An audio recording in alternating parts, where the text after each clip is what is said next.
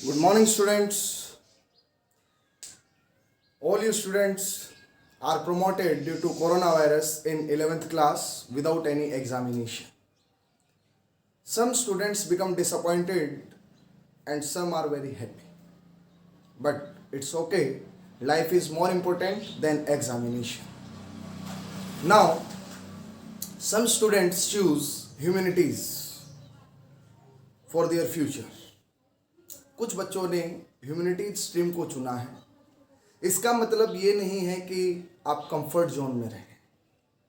If you are the students of humanities it means that you should have a big goal.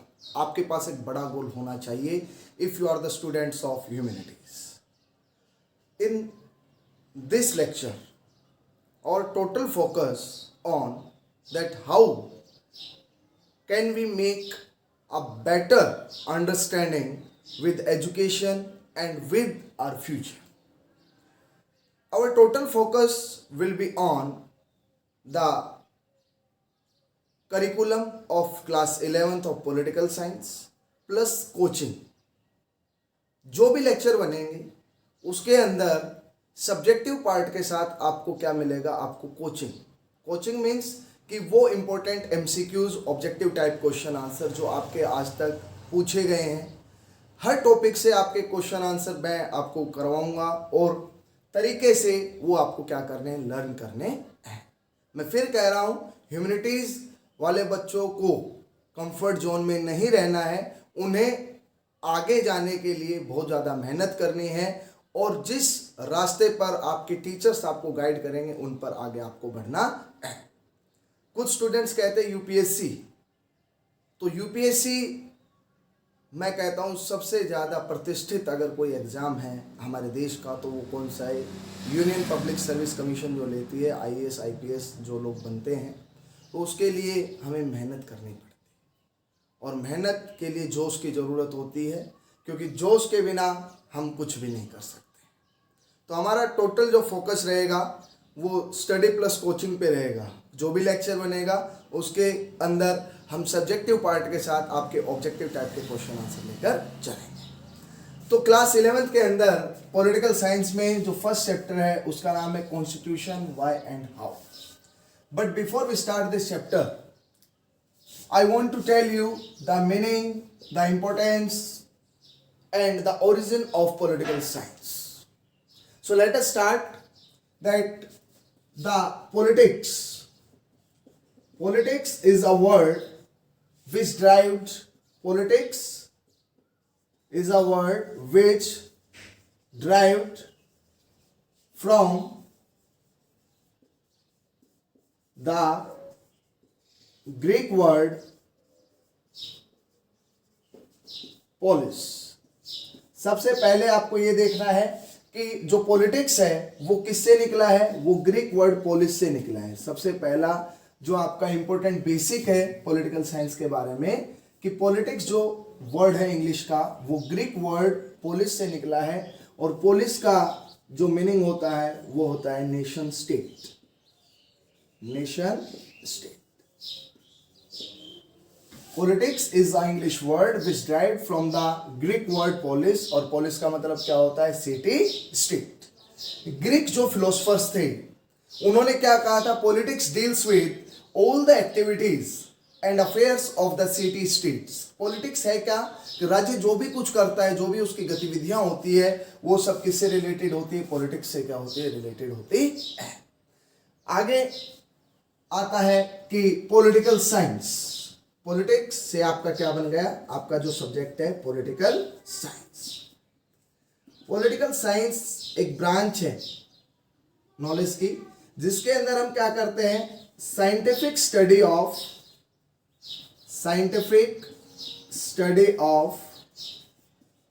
Politics. Scientific study of politics is the part of political science. Political science के father कौन है, तो ये भी आपको जानना जरूरी है, एरिस्टोटल. एरिस्टोटल को क्या माना जाता है, फादर ऑफ पॉलिटिकल साइंस माना जाता है, फादर ऑफ पॉलिटिक्स माना जाता है. तो political science deals with the scientific study of politics that is known as political science. Political science के अंदर हम फाउंडेशन ऑफ स्टेट के बारे में पढ़ते कि किसी भी राज्य का जो जन्म हुआ है, वहां पर नेचर ऑफ गवर्नमेंट कैसा है, वहां पर प्रिंसिपल्स ऑफ गवर्नमेंट कैसे हैं, वो सब हम किसके अंदर स्टडी करते हैं, पॉलिटिकल साइंस के अंदर करते हैं. अगर पॉलिटिकल साइंस का मतलब है साइंटिफिक स्टडी ऑफ पॉलिटिक्स, तो पॉलिटिक्स इज अराउंड, सराउंड किसके सराउंड में होती है, पावर, पावर के चारों तरफ घूमती है. पॉलिटिक्स जो होता है वो क्या होता है, पावर के चारों तरफ क्या होता है, ये केंद्रित होती है, पावर सेंटर पॉइंट में होती है, जिसके चारों तरफ क्या कर रही है, पॉलिटिक्स रिवॉल्व कर रही है. अब आता है कि what is the definition of political science. तो सबसे बेस्ट डेफिनेशन जो है पॉलिटिकल साइंस की वो J.W. गार्नर ने दी है, और उन्होंने क्या कहा है, पॉलिटिक्स और the political science begins with the states and and with the states. Garner महोदय ने क्या कहा है कि राजनीति की जो शुरुआत है वो राज्य से ही होती है और राज्य पर ही क्या होती है, खत्म होती है. तो अगर हम पॉलिटिकल साइंस में देखें तो इंडिया कोई कंट्री नहीं है, इंडिया इज अ स्टेट. अगर आपको पॉलिटिकल साइंस में इंडिया को स्टेट बताया जाए तो बिल्कुल गलत नहीं है. J.W. गार्नर ने अपने जो सबसे फेमस उनकी डेफिनेशन थी उसमें कहा था कि politics begins with the states and and with the states. एक गिलक्रिस्ट उन्होंने भी एक बात कही थी कि प्रेजेंट, पास्ट या फ्यूचर को अगर किसी स्टेट को जानना हो तो आपको किसका स्टडी करना चाहिए, पॉलिटिक्स का स्टडी करना चाहिए. ये सबसे पहले बेसिक्स है पॉलिटिक्स का. Politics is a English word which derived from the Greek word police. Police means होता है nation state.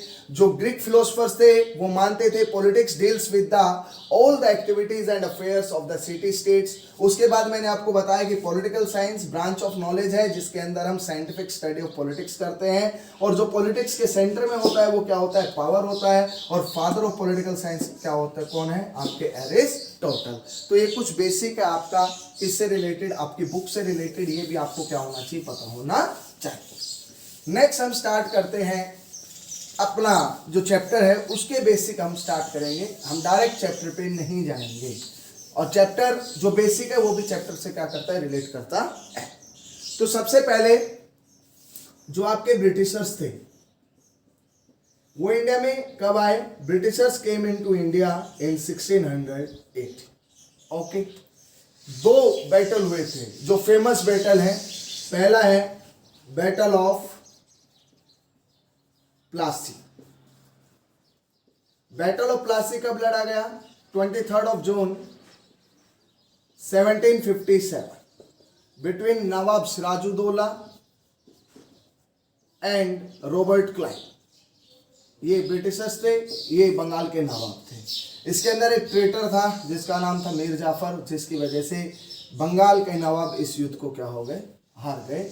The nawab Sirajuddaulah lost the battle due to Mir Jafar, क्योंकि मीर जाफर किसके साथ मिल गया था, अंग्रेजों के साथ मिल गया था. इसके बाद ब्रिटिशर्स का पूरे बंगाल के ऊपर क्या हो गया था, अधिकार हो गया था. इसके बाद जो सेकेंड आपका बैटल था वो था battle of Buxar. Battle of Buxar जो 22 अक्टूबर 1764 को लड़ा. अब इन दोनों जो बैटल के अंदर ब्रिटिशर्स क्या हो गए, दोनों जीत गए. उसके बाद ब्रिटिशर्स का जो आपका हैदराबाद था, जो आपका बंगाल था, जो बड़ी बड़ी रियासतें थी, उनके ऊपर क्या हो गया, अधिकार हो गया. And this was the starting, ये स्टार्टिंग था जब ब्रिटिशर्स ने धीरे धीरे इंडिया को क्या करना शुरू कर दिया, अपने कब्जे में लेना शुरू कर दिया. उसके बाद चाहे आपका सब्सिडियरी अलायंस आया हो लॉर्ड वेल्लेस्ली का, ये भी आपको ध्यान रखना है. चाहे आपको डॉक्ट्राइन ऑफ लैप्स के बारे में पूछा जाए तो वो भी आपको याद रखना है, लॉर्ड डलहौजी. ये कुछ ऐसी पॉलिसीज थी जिनके द्वारा ब्रिटिशर्स ने अपना एक्सपेंशन किया टेरिटरीज का. अब बात आती है कि इंडिया का जो कॉन्स्टिट्यूशन है वो कैसे बना, इंडिया कब आजाद हुआ. ये कुछ बेसिक्स थे जो मैंने आपको बताया. इसके बाद 1857 का ग्रेट रिवोल्ट हुआ. It was the first historical event which took place for the independence of India, but it was failed due to disunity of Indians. And after that several movements were started by Mahatma Gandhi for the independence of India. But I want to tell you a bitter fact.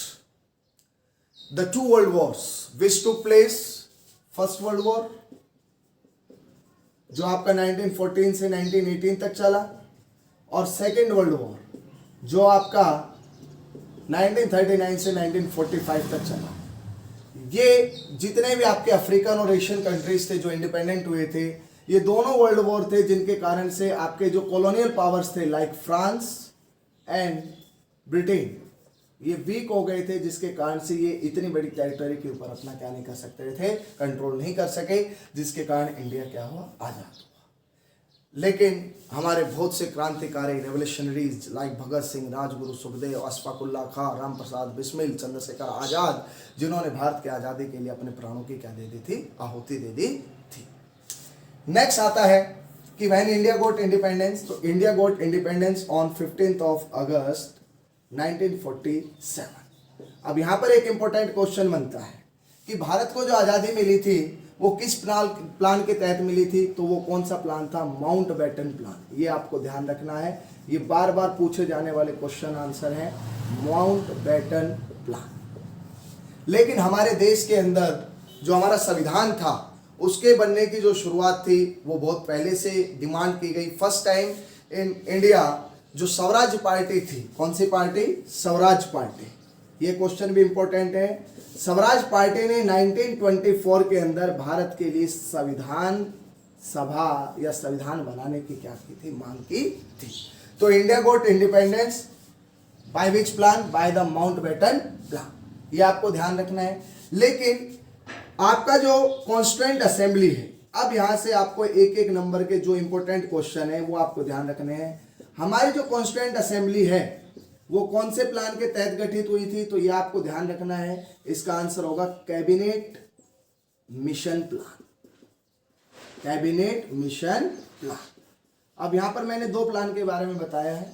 एक plan है आपका Mountbatten plan by which India got independence, second is cabinet mission plan on which the constituent assembly of India was formed. अब इसकी भी बहुत बड़ी एक history है जो मैं भी आपको बताऊंगा। कैबिनेट मिशन प्लान कब आया, कैबिनेट मिशन प्लान आया था आपका 1946। कैबिनेट मिशन प्लान के जो हेड थे वो कौन थे, वो थे आपके सर स्टैफोर्ड क्रिप्स। क्या नाम थे, सर स्टैफोर्ड क्रिप्स। 3 मेंबर थे इसके अंदर, कैबिनेट मिशन प्लान के अंदर। सर स्टैफोर्ड क्रिप्स, आपके पैंथिक लॉरेंस थे, और तीसरे थे एबी अलेक्जेंडर। एबी अलेक्जेंडर, आपके सर स्टैफोर्ड क्रिप्स, आपके लॉरेंस और अलेक्जेंडर, ये 3 मेंबर थे कैबिनेट मिशन प्लान के तहत। जब 1946 के अंदर इंडिया के अंदर किसका स्थापना हुआ, ये आपके जो कॉन्स्टिट्यूएंट असेंबली है इसकी क्या हुई, स्थापना हुई। अब यहाँ पर थोड़ा सा मैं बेसिक बता देता हूँ किसके बारे में, कॉन्स्टिट्यूएंट असेंबली के बारे में। कि कॉन्स्टिट्यूएंट असेंबली की जो फर्स्ट मीटिंग है, यहां से आपको ध्यान देना है। First meeting of constituent assembly was held, तो ये आपका 9 दिसंबर 1946 के अंदर, 9 दिसंबर 1946। On this day, the first meeting of Constituent Assembly was held, and at which place? Delhi. Delhi के अंदर आपका जो फर्स्ट मीटिंग था वो हेल्ड हुआ था, और इसके जो हेड थे, जो सबसे एल्डेस्ट मेंबर थे इंडियन नेशनल कांग्रेस के, उनका नाम था doctor Sachchidanand Sinha. Doctor Sachchidanand Sinha became the first president of the Constituent Assembly। अब ये क्वेश्चन इंपॉर्टेंट बनता है कि पहली मीटिंग कब हुई, तो 9 दिसंबर 1946 को हुई। कहाँ पर हुई, दिल्ली में हुई। और इसके जो फर्स्ट प्रेसिडेंट थे वो कौन थे, डॉक्टर सच्चिदानंद सिन्हा। इसके बाद आता है कि सेकेंड मीटिंग कब हुई, ये हुई थी आपकी 11 दिसंबर 1946 को, again new Delhi.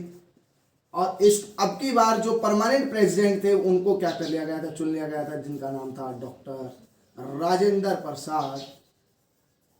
Doctor Rajendra Prasad, जो बाद में भारत के क्या बने थे, first president of independent India भी बने थे। ये कुछ बेसिक है कि भैया फर्स्ट मीटिंग कहाँ, किसके द्वारा, सेकेंड मीटिंग कब, कहाँ, और उस समय जो परमानेंट प्रेसिडेंट थे उनको किसको चुना गया है। ये सब आपका किसके बारे में है, ये सब आपका कॉन्स्टिट्यूएंट असेंबली के बारे में है। नेक्स्ट आता है कि कॉन्स्टिट्यूशन के आर्किटेक्ट कौन है। तो इसमें मैं आपको बताना चाहूंगा कि एक ड्राफ्टिंग कमेटी बनी थी, ड्राफ्टिंग कमेटी कब बनी? 29 अगस्त 1947, 29 अगस्त 1947।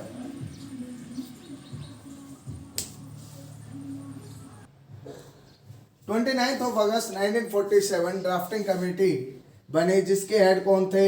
डॉक्टर भीमराव अंबेडकर, जिनको क्या कहा जाता है? जिनको माना जाता है architect of the Indian constitution, architect of Indian constitution, जिन्होंने क्या किया था? ड्राफ्टिंग कमेटी का संचालन किया था। It means he was the chairman of the drafting committee of constituent assembly. संविधान को बनने में टाइम कितना लगा? तो वो लगा था 2 years 11 months and 18 days। Basic constitution के अंदर जब हमारा इंडियन कॉन्स्टिट्यूशन प्रिपेयर हुआ, उस समय नंबर ऑफ आर्टिकल्स कितने थे? नंबर ऑफ आर्टिकल्स थे 395। नंबर ऑफ शेड्यूल्स कितने थे? 8। और नंबर ऑफ चैप्टर्स कितने थे? 22। ये भी आपको ध्यान रखना है। इस वीडियो लेक्चर में केवल हमने थोड़ा बेसिक के बारे में पढ़ा है। आज केवल आप इन बेसिक्स को क्या करेंगे? लर्न करेंगे, और जल्द ही आपका सब्जेक्टिव पार्ट जो है वो शुरू होगा। लेकिन उससे पहले आप थोड़ा सा इस आप जो सब्जेक्ट पढ़ रहे हैं, क्यों पढ़ रहे हैं, सब्जेक्ट का अर्थ क्या है, सब्जेक्ट के फादर कौन है, और कुछ कॉन्स्टिट्यूएंट असेंबली के बारे में जो मैंने आपको बताया है, इसको आप क्या करेंगे? लर्न करेंगे। जय हिंद, जय भारत।